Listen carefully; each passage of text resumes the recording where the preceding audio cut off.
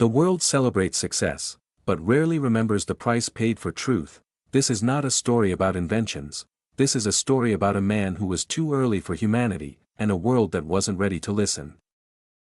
America is alive at night. Lights burn in windows. Neon signs breathe. Electricity flows through walls like invisible blood. But almost no one asks where that power truly came from. What if I told you the man who imagined this world died alone, broke, talking to pigeons in a New York hotel room? What if I told you that wireless energy, Wi-Fi, radio, and remote control were not modern miracles, but stolen ideas? And what if I told you that when this man died, the U.S. government sealed his room, confiscated his papers, and never returned everything? This is not a story about success. This is a story about a future that arrived too early and was destroyed because of it. His name was Nikola Tesla, and this is how America used him, celebrated him, and then quietly erased him. He arrived in America with almost nothing. 4 cents in his pocket, a small bag in his hand, and a mind that refused to stop seeing the world differently. When Nikola Tesla stepped onto New York soil in 1884, the city didn't notice him. It had seen too many immigrants already, tired faces carrying hopes that would soon be crushed by factories and rent prices. Tesla looked no different, tall, thin, silent, just another foreigner swallowed by the noise of opportunity. But inside his head, electricity was already moving. Not wires and sparks, but systems, patterns, invisible rivers of power flowing cleanly across continents. He didn't see electricity as a tool. He saw it as a language the universe was already speaking. New York spoke money instead. Tesla walked the streets, offering ideas in a city that only paid for muscle. He watched generators roar and cables snake through buildings like crude solutions to a beautiful problem. Everything felt inefficient, wasteful, temporary. People told him to lower his expectations.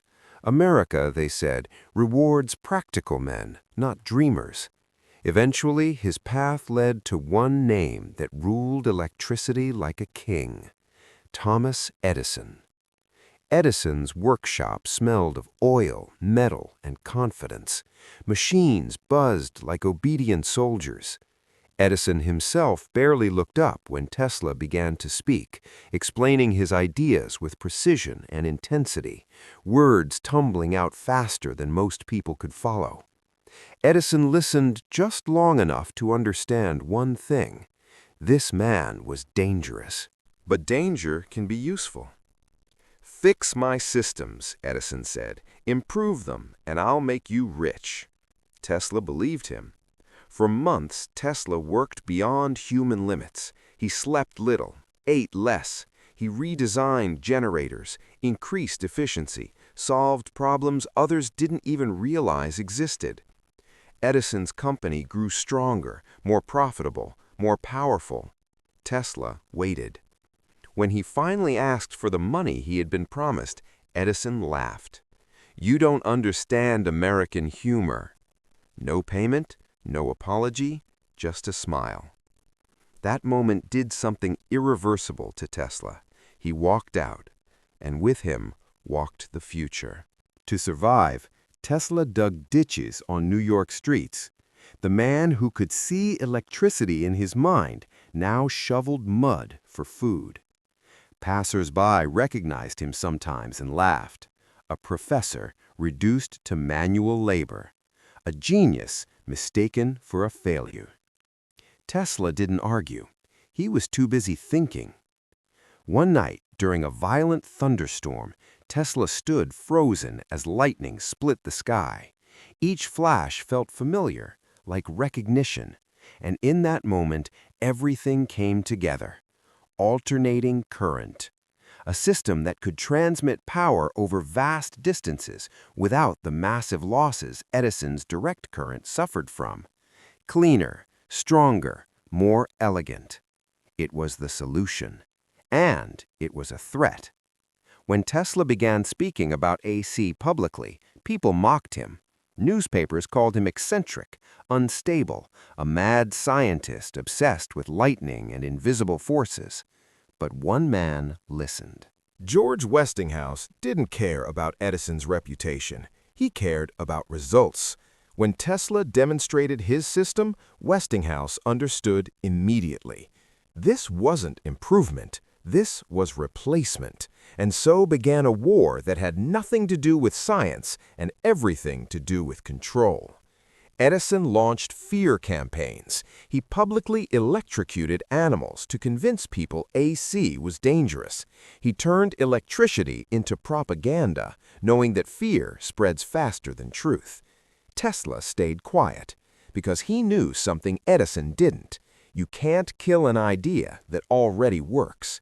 At the World's Fair, Tesla flipped a switch, and the night turned into day. Lights exploded across the city. People gasped. Children stared. Grown men fell silent. Electricity was no longer frightening. It was beautiful. In that moment, Tesla became a legend. But legends are only loved until they become inconvenient. And Tesla was about to imagine something that would terrify the world even more than AC ever did. The applause did not fade quietly. After the World's Fair, Nikola Tesla became something America had never seen before, a scientist who felt like a magician. Newspapers printed his photograph. Journalists followed him. Wealthy men invited him to dinners where they barely understood a word he said, yet applauded anyway, because brilliance is impressive even when it is incomprehensible. Tesla stood on stages and made lightning dance between his fingers. He allowed electricity to crawl across his body without harming him. He smiled politely while audiences gasped, not realizing that what he showed them was not a trick, but a warning of how little they truly understood. Fame arrived fast, and so did expectations. People wanted inventions that could be sold, patented, controlled. Tesla wanted something else entirely. He wanted to liberate energy, not monetize it. He believed electricity should flow like air, everywhere, for everyone, without permission. That belief terrified the men who controlled the world. Tesla began speaking of wireless power, not wires across cities, but energy transmitted through the earth itself, towers that could send electricity across oceans, a planet humming with free power shared by all. To most people, it sounded impossible. To investors, it sounded dangerous. One man, however, listened carefully. J.P. Morgan was not impressed by magic. He was impressed by ownership. When Tesla described his vision, Morgan leaned forward and asked only one question: "Can I meter it?" Tesla hesitated. That hesitation cost him everything. Morgan funded Tesla's Wardenclyffe Tower, a massive structure rising from the ground like a promise aimed at the sky. Newspapers called it the future. Engineers whispered in awe. Tesla worked obsessively, convinced he stood at the edge of humanity's greatest leap. Then Morgan realized something. If energy became free, power companies would collapse, control would vanish, money would lose its grip. Morgan withdrew his funding, quietly, efficiently, permanently. Construction stopped, workers left. The tower stood unfinished, a skeleton of a future that would never arrive.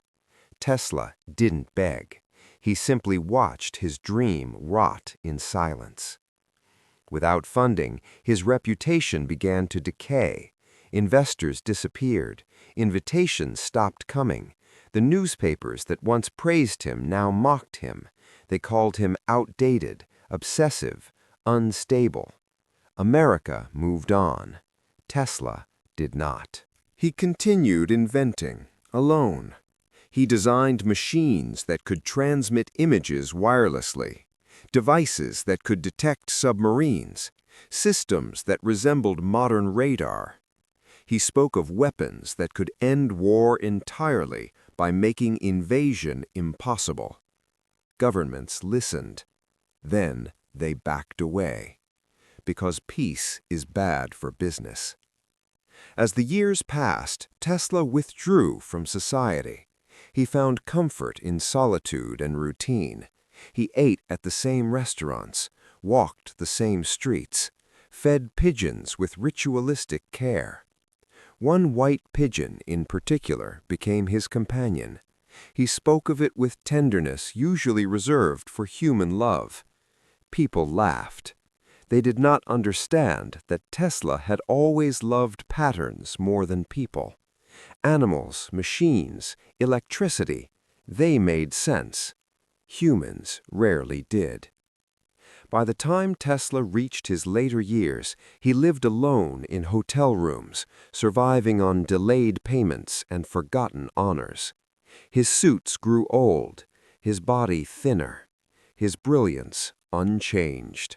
Occasionally, reporters came to interview him, not to understand, but to entertain. They wanted eccentric quotes, strange habits, amusing madness. Tesla gave them none of that. He spoke calmly, precisely, and often about things the world was not ready to hear.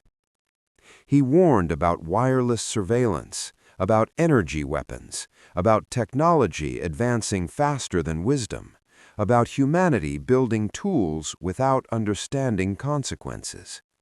No one listened. On a cold January night in 1943, Nikola Tesla died alone in his hotel room in New York. No family, no disciples, no audience, only silence. But the silence did not last. Within hours, the U.S. government sealed his room. His papers were confiscated. Boxes of notes, sketches, and unfinished ideas disappeared into classified archives. Some were returned years later. Many were not. Official statements claimed nothing of importance was found. History suggests otherwise. Today, the world runs on technologies Tesla imagined decades before anyone else. Wireless communication, remote control, renewable energy concepts, even ideas that resemble modern AI and particle research. His name is spoken now with reverence, but reverence is cheap when it arrives too late. Tesla once said that the present belongs to others, but the future belongs to him. He was right. The future arrived. It just wasn't kind enough to remember who gave it life. After Tesla's death, the world behaved as if nothing extraordinary had happened. New York woke up the next morning. Trains ran, lights turned on, electricity flowed silently through walls, unaware that the man who understood it better than anyone else had just vanished. But behind closed doors, something else was happening. Government officials entered Tesla's hotel room with measured steps and unreadable faces. They didn't rush. They didn't panic. They simply collected. Papers were boxed, diagrams photographed, notebooks sealed. Drawings that no one else could understand were labeled and removed. The public was told there was nothing dangerous. That statement alone suggested otherwise. Tesla had spent his final years talking about machines that could transmit immense power across vast distances without wires, about energy beams that could disable aircraft, about systems that could detect objects beyond the horizon. In a world already bruised by war, these were not ideas to ignore, so they were buried instead. Time passed. Decades slipped quietly into history. Tesla's name faded into textbooks, often reduced to footnotes beneath louder, more marketable figures. Children learned about inventions, not inventors. Companies grew rich from technologies whose roots they never mentioned. And then, slowly, something strange began to happen. Ideas Tesla had described casually in interviews began appearing in laboratories under different names. Wireless communication evolved. Remote control became normal. Energy transfer experiments resurfaced in classified research. Even concepts eerily similar to Tesla's thinking machines entered scientific discourse. No one said his name. They didn't need to. The world was finally catching up. In modern America, skyscrapers glow at night like silent monuments to forgotten genius. Servers hum. Satellites whisper to one another across space. Signals cross oceans in milliseconds. All of it feels ordinary now. But none of it was supposed to be. Tesla never designed for convenience. He designed for possibility. He believed humanity could outgrow greed if given the right tools. That technology, properly used, could reduce suffering rather than multiply it. That belief made him dangerous. In a small archive room decades later, a young researcher paused over a box marked simply T. Inside were copies, incomplete, damaged, misunderstood. Sketches of towers, notes about frequency, equations that didn't fit standard models. At the bottom of the box, a sentence was underlined repeatedly. The Earth itself is a conductor. The researcher didn't smile. He went quiet. Because suddenly, modern limitations looked artificial. Wireless charging experiments seemed childish. Energy loss calculations felt incomplete. Something fundamental had been ignored, intentionally or not. Tesla's ghost was not haunting buildings. It was haunting assumptions. Across the world, independent scientists began questioning the same things Tesla once had. Why energy had to be owned. Why transmission required permission. Why efficiency always bowed to profit. Slowly, cautiously, the forbidden questions returned. And with them, resistance.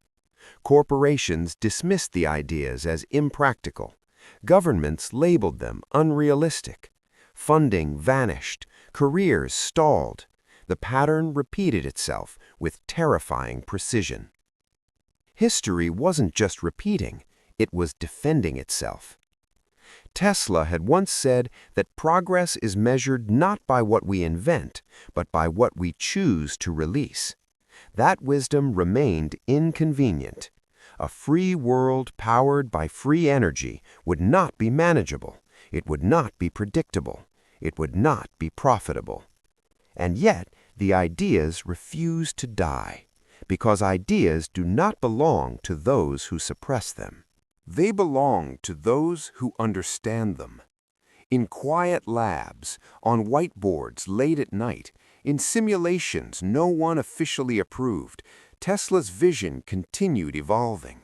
Not as spectacle, not as magic, but as inevitability. The man who died alone had become something far more dangerous than a living genius. He had become a reference point, a reminder that the future does not always reward its creators. Sometimes it waits for braver custodians. Tesla never wanted statues. He wanted understanding. He didn't want followers. He wanted thinkers. And perhaps that was his final invention. Not a machine, but a challenge. A question whispered across generations.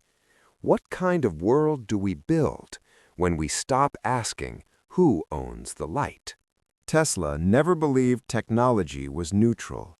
He believed every invention carried the soul of its creator, that machines reflected intention, that energy, when treated as a weapon of profit, would eventually turn against those who hoarded it. Modern America did not like that idea. The world Tesla imagined required trust, not contracts, cooperation, not control, knowledge shared, not patented into silence. And so, while his equations quietly shaped the backbone of modern civilization, his philosophy was carefully ignored. Progress moved forward, but wisdom stayed behind. Cities grew brighter, yet people felt darker. Power increased, but understanding did not keep pace. Machines became faster, smarter, more autonomous, yet the same old questions remained unanswered. Who benefits? Who decides? Who is left in the dark? Tesla would have recognized this moment instantly. He had warned that humanity would race ahead technologically while remaining emotionally primitive, that inventions would outgrow ethics, that the true danger was not electricity or machines, but unexamined ambition. In his final interviews, he spoke less about devices and more about responsibility. He said inventors should be held accountable, not just for what they create, but for what their creations allow others to do. Those words were printed, then forgotten. They didn't fit the narrative of endless growth. Years later, when the internet connected the world, people called it revolutionary. Tesla would have called it familiar. When wireless charging appeared, he would have smiled politely. When renewable energy struggled against fossil profits, he would not have been surprised. None of this was new to him. What was new was the scale. The very forces that once dismissed him now relied on ideas born in his solitude. Corporations built empires on principles he had given freely. Governments secured dominance using theories he had never meant for violence. Tesla did not hate progress. He feared misuse. In quiet corners of the world, a new generation began rediscovering him, not as a myth, but as a warning. Engineers who read his notes noticed how often he spoke about balance. About harmony between nature and technology. About energy flowing with the earth, not against it. They noticed something else too. Tesla never designed systems that required constant control. His inventions trusted the universe to behave consistently. Modern systems trusted humans to manage greed. That difference mattered. As climate crises intensified and energy inequality deepened, Tesla's abandoned questions returned with urgency.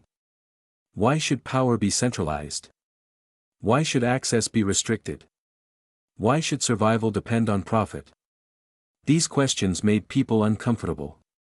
Discomfort, after all, is the first sign of awakening.